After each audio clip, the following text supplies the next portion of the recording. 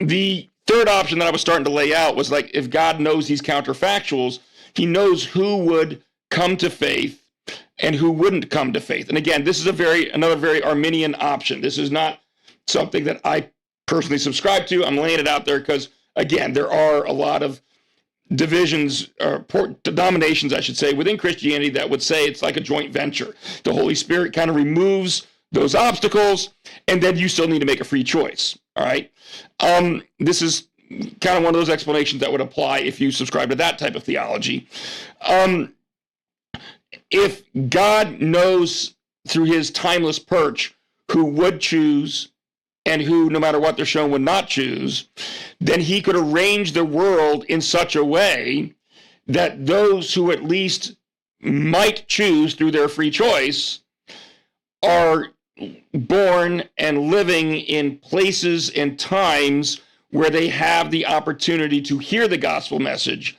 And those people who are born in places and times where they will not hear the gospel message are those people that God, through his divine knowledge of counterfactuals, knows would never come to belief anyway. All right, that's the third possible explanation. Now, is there scriptural support for this, or what kind of scriptures do people look to for this? Yes, this is from the book of Acts, Acts chapter 17, verses 26 and 27. It says, from one man he made, this is, by the way, this is Paul talking to the Areopagus, which is the group of like Greek thinkers, leading Greek thinkers, kind of defending the gospel, delivering the gospel message to a Greek audience. And he says, from one man he, meaning God, made all the nations, that they should inhabit the whole earth.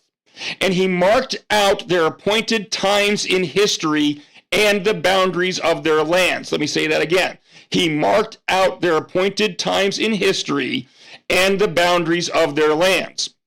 God did this so that they would seek him and perhaps reach out for him and find him, though he is not far from any one of us.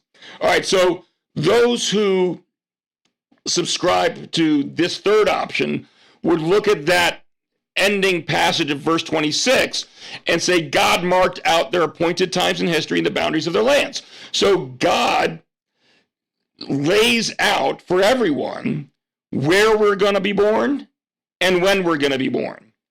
And so this shows that God is kind of making those arrangements in his divine knowledge. Okay, well, does the fact that God is making those arrangements mean that God is making those arrangements on the basis of who would come to belief and who wouldn't come to belief? I think it's that second part that's not really in there. But, you know, I can see where people are getting something at least out of this particular verse.